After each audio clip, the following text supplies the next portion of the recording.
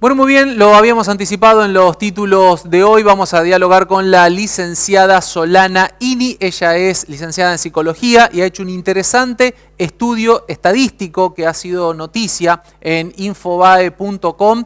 Habla acerca de las cifras del COVID-19, nada más y nada menos. ¿Cómo está, Solana? Muy buenas noches, te saludamos. Buenas noches, ¿cómo están? Bien, muy bien. Bueno, por lo que veíamos en el cuadro estadístico que has elaborado y demás, el COVID no estaría siendo tan nocivo o no estaría afectando tanto la salud de los argentinos como se dice. Sí, yo lo interpreto de la siguiente manera. Viste, en el gráfico vos podés comparar periodos similares desde el 2014 hasta el 2020. Ahí se acumulan varias semanas, hasta fines de junio, desde el principio de año hasta fines de junio. Y vos ves que en el 2020 la cantidad de personas con síntomas respiratorios es realmente baja, es un 68% inferior a los valores que teníamos en el 2016. Esto tomando el grupo de enfermedades que serían las ETI, que se llaman enfermedad tipo influenza, las neumonías y el COVID. Si tomamos esas tres enfermedades, que son las que más afectan a la población general, y las comparamos desde el 2014 hasta 2020, vemos que este año sorpresivamente hay un número de casos muy bajos. ¿Esto cómo se explica? Esto se explica debido al aislamiento. Las personas no han salido de sus casas, evidentemente, y no han tenido la ocasión, digamos, de contagiarse.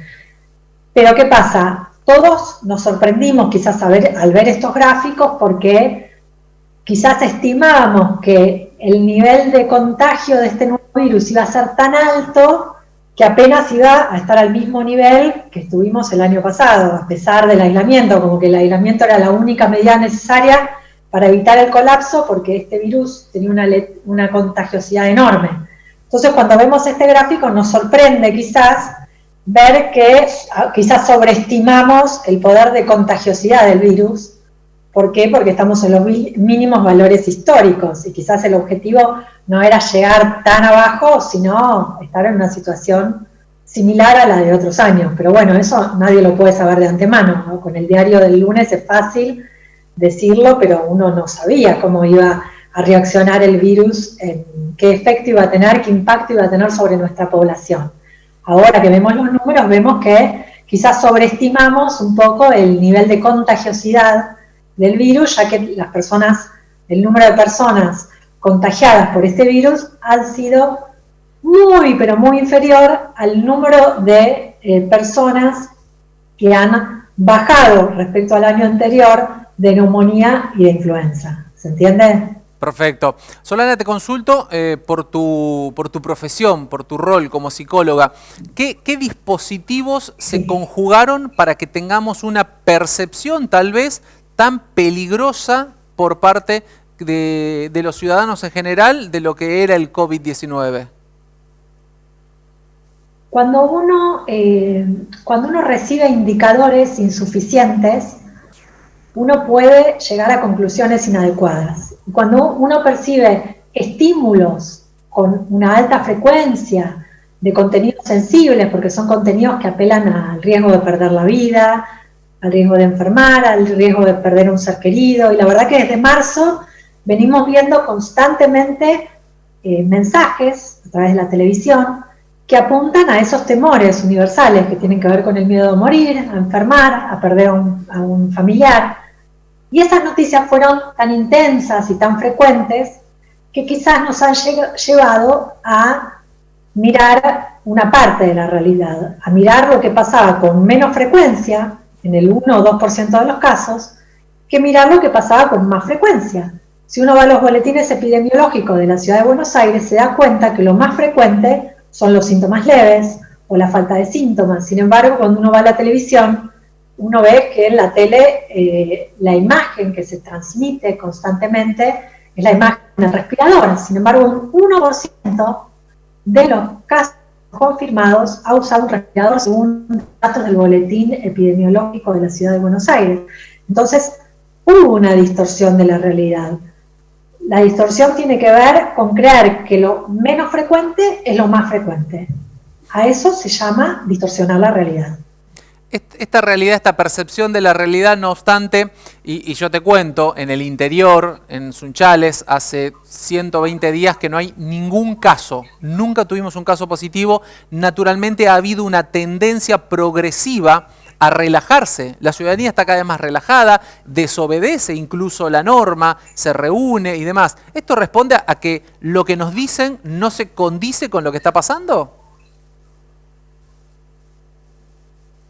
Los números muestran una cosa, los números de los boletines epidemiológicos muestran una cosa. El mensaje que se transmite por televisión es un mensaje apocalíptico, es la realidad. Todos vemos que informan el número de casos, que aumenta como si fuera algo atípico. Si uno se remonta a la historia y se pone a mirar los boletines epidemiológicos de los últimos años, uno llega a la conclusión de que todos los años hubo epidemias. ¿Qué quiere decir? Que unas curvas muy, muy elevadas, donde el número de casos de personas con síntomas respiratorios aumentaba hasta finales de julio y luego empezaba a disminuir.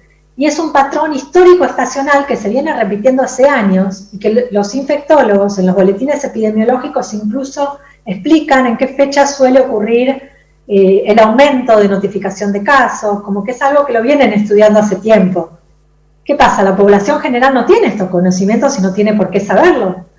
Entonces, de repente, recibir noticias de un aumento de casos, de un pico, y de un aumento diario del número de muertes, cuando es una tendencia que ocurre todos los años, pero causada por distintos microorganismos que a veces no se llegan a detectar, ni siquiera porque no era una práctica habitual en nuestro país y en casi ningún país del mundo, testear a cada uno de los casos con síntomas respiratorios, sino que se testeaba, esta info del boletín también, se testeaba a un mínimo porcentaje de pacientes que ya estaban, la mayoría, el 90% ya estaban internados.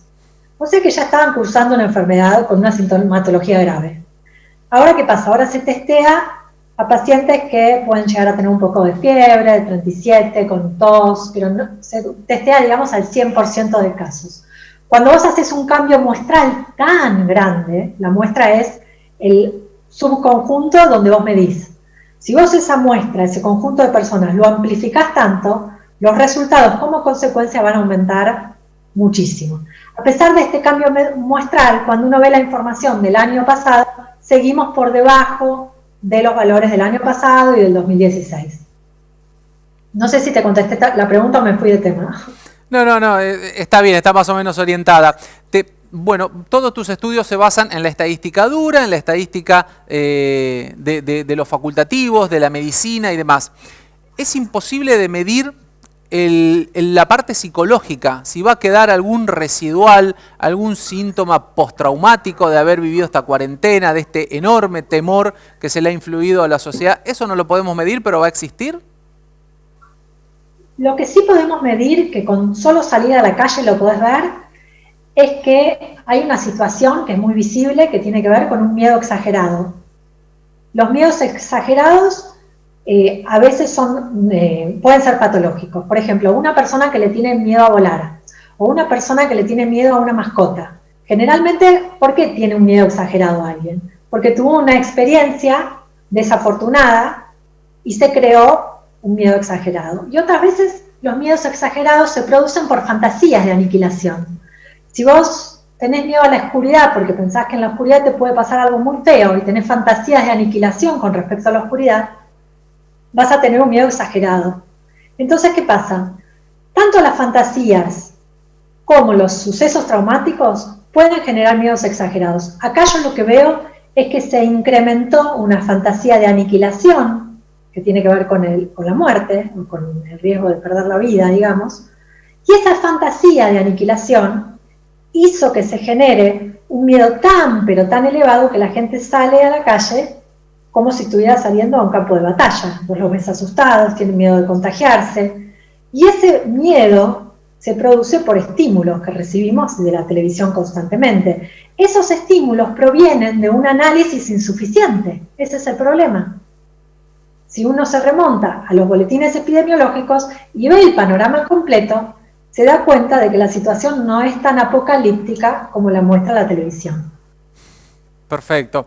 Solana, muchísimas gracias. Vamos a intentar desde los medios no ser tan apocalípticos, siguiendo un poco lo que nos estás diciendo, para transmitir información basada en números y no en sensaciones.